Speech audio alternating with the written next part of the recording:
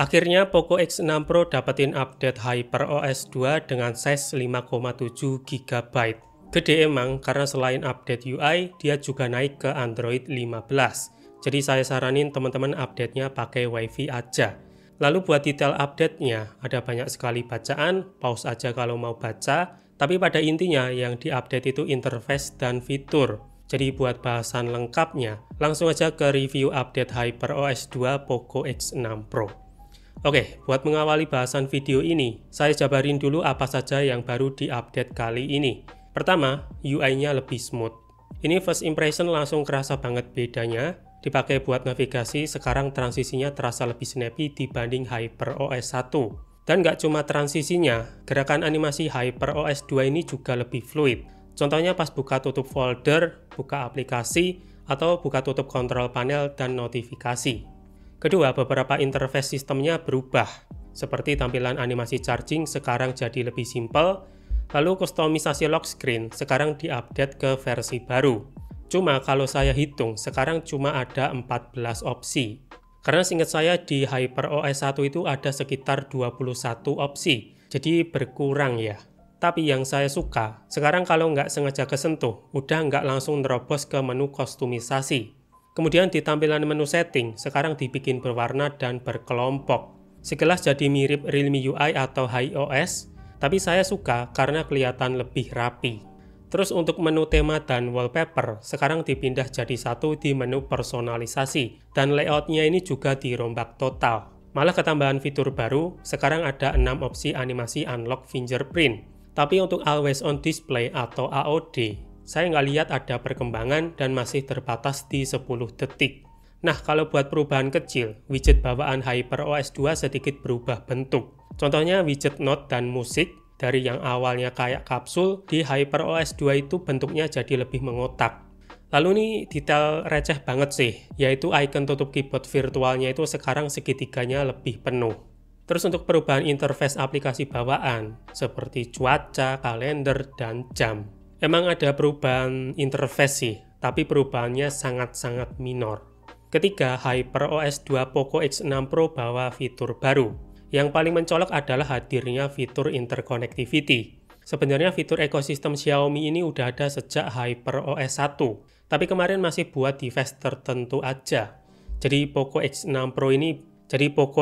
Pro ini emang baru kebagian sekarang. Terus fitur hubungkan ke Windows yang sebelumnya itu nggak ada, sekarang udah langsung tersedia di menu konektivitas. Jadi kalau teman-teman suka transfer file HP ke PC tanpa kabel, fitur ini tuh bakal kepake banget. Berikutnya fitur RAM virtual sekarang di bore up jadi 12 GB dari yang sebelumnya itu cuma 8 GB. Tapi fitur gimmick ini buat saya pribadi nggak pernah kepake sih, jadi updatean useless. Kemudian di opsi developer sekarang juga ketambahan fitur baru. Sekarang bisa disable pembatasan frame rate game yang dibatasi di 60 Hz. Dan udah itu aja sih yang baru atau yang berubah setelah Poco X6 Pro update ke HyperOS 2. Memang perubahannya cenderung minor, tapi kalau dicari-cari ternyata tetap ada. Paling yang saya sayangkan, Poco X6 Pro belum juga kebagian fitur AI terbaru. Cuma ada AI eraser doang. Entah bakal dapat tapi menyusul atau memang nggak dapat sama sekali, biar punya alasan buat upgrade ke Poco X7 Pro. Oke, sekarang lanjut ke bahasan kekurangan dan bug Poco X6 Pro setelah update ke HyperOS 2. Pertama, fitur overlay FPS monitor bawaan Xiaomi itu sekarang udah dihilangkan. Ini sesuatu yang sangat disayangkan sih, karena berguna banget buat mantau pergerakan frame rate secara real time, apalagi ini tuh juga bisa overlay dan gratis. Walau FPS monitor di game turbonya itu sekarang punya tampilan baru dan udah nggak sengaco sebelumnya, tapi FPS monitor di game turbo itu kan nggak bisa overlay ya, jadi agak susah kalau mau dijadiin acuan data real time. Kedua, masih ada sangkut pautnya dengan kekurangan pertama. Jadi, aplikasi FPS monitor seperti Tacostat atau Scene sekarang itu udah nggak bisa overlay. Untuk Tacostat, masalahnya lebih kompleks, aplikasinya itu udah nggak bisa berfungsi total. Sedangkan untuk Scene, dia masih bisa overlay, tapi angka FPS monitornya itu nggak jalan. Analisa saya sih kemungkinan masalahnya belum kompatibel di Android 15.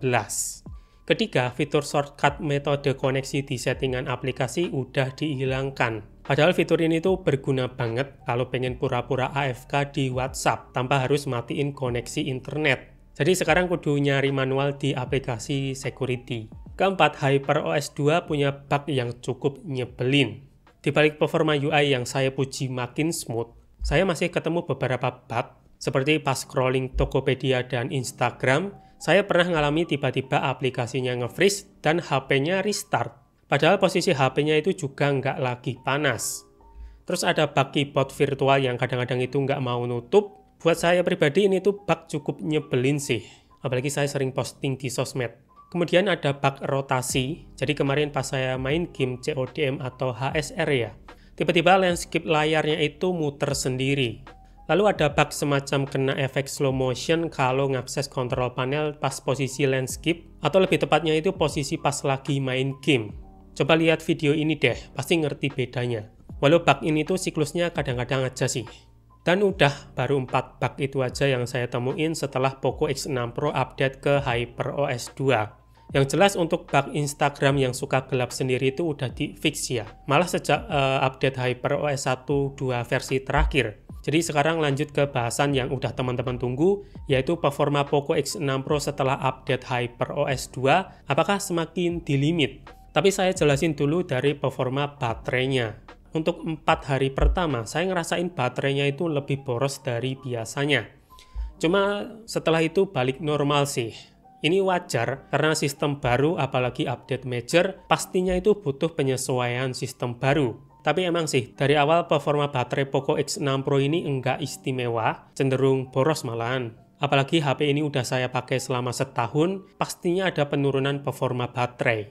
Terus soal charging time 67 Watt yang katanya melambat setelah update HyperOS 2. Setelah saya tes sendiri ya, hasilnya dari 1-100% butuh waktu 49 menit. Jadi nggak ada perubahan. Masih sama seperti hasil video review Poco X6 Pro saya setahun yang lalu. Tapi bug charger melambat ini emang bener sih. Saya pernah ngalami pas update HyperOS 1080, kalau nggak salah. Nah, setelah baterai langsung aja ke performa. Biar afdol, ini saya tampilin hasil Antutunya ya. Kalau dari skor, setelah update HyperOS 2, di pengujian tanpa mode performa, skornya itu turun di 1,1 jutaan. Padahal sebelumnya 1,3 juta sekian. Sementara di pengujian mode performa, skornya masih standar Dimensity 8300 sih, di 1.360.000-an. Cuma sebelum update, terakhir saya ngetes itu dapat 1.430 atau 40.000-an. Jadi secara skor Antutu, ada penurunan skor. Sementara di Geekbench 6, skornya malah nggak banyak berubah sih, cuma beda tipis.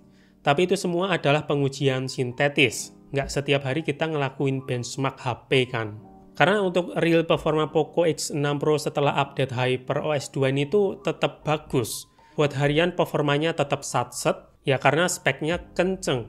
Terus dipakai main game, overall performanya juga masih lancar. Game-game berat seperti Genshin Impact, Honkai Star Rail, Zenless Zone Zero, dan Wuthering Waves masih playable semua. Tapi kalau udah nyentuh suhu 45 derajat Celcius, performanya itu bakal kena limit. Kelihatan dari animasi gameplaynya itu turun, atau ada banyak micro stutter kalau di game Genshin. Ya, untuk gaming experience-nya kurang lebih masih identik HyperOS 1, firmware 2-3 versi sebelumnya. Paling karena di HyperOS 2 itu udah nggak bisa monitoring data FPS, suhu CPU, dan GPU. Jadi agak susah buat lihat grafik datanya. Makanya saya ceritain dari segi experience aja. Tapi kalian juga jangan manja ya, karena performa HP ini tuh kenceng. Kalian paksa main game berat, wajar kalau terjadi panas. Dan kalau udah panas, performanya turun. Makanya pakai fan cooler kalau mau jaga performanya. Berikutnya untuk suhu gimana bang? Apakah setelah update HyperOS 2 makin cepat panas? Nah, soal ini saya malah ngerasa Poco X6 Pro lebih adem setelah update HyperOS 2. Buat daily suhunya sekitar 37-39 derajat Celcius, sementara suhu buat main game tergantung gamenya juga. Kalau game ringan seperti Crazy One, ini nggak panas sama sekali, tapi kalau game berat macam game MiHoYo, bisa tembus 45-47 derajat Celcius. Dan udah pasti kalau suhunya itu segitu, performanya itu bakal mulai di limit. Cuma ini kalau saya compare dari data sebelumnya, kenaikan suhu di HyperOS 2 itu nggak secepat HyperOS 1. Bahkan pas saya tes CPU throttling, di HyperOS 2 itu cuma 43 derajat Celcius. Dan grafik throttlingnya juga kelihatan lebih oke, di 89%. Terus untuk kamera, kalau ini saya nggak ngerasain ada improvement sih. Jadi nggak bisa saya bahas terlalu depth, mending nonton video reviewnya aja, materinya itu masih relevan kok. Nah sekarang ke pertanyaan, apakah worth it Poco X6 Pro update ke HyperOS 2? Soal ini keputusan saya balikin ke preferensi teman-teman ya. Kalau ngerasa perubahannya nggak begitu penting, bisa tahan dulu, apalagi kalau kalian masih pakai fitur monitoring FPS atau suhu dan sebagainya. Tapi kalau teman-teman bisa mengabaikan kekurangan HyperOS 2, apalagi butuh fitur interconnectivity, silahkan di-update. Tapi jangan berekspektasi tinggi ya, karena emang perubahannya itu tipis-tipis. Yang jelas buat daily, performa Poco X6 Pro ini masih mantep. Kalau untuk bug semoga seiring waktu bisa dibenerin ya. Yang penting sebagai user, kita ngasih reportnya itu ke tim Xiaomi langsung. Caranya itu masuk ke menu masukan, terus tinggal isi form semisal kalian nemuin kendala. Jadi jangan cuma keluar-keluar hyperbook di grup Facebook doang, karena developernya nggak bakal tahu. Oke, segitu dulu buat review update HyperOS 2 Poco X6 Pro. Kalau teman-teman punya informasi tambahan atau pertanyaan, bisa langsung coret-coret di kolom komentar, sekalian buat sharing-sharing atau buat diskusi bareng-bareng. Jadi sampai jumpa di video review update software major berikutnya, dan Mata Asita.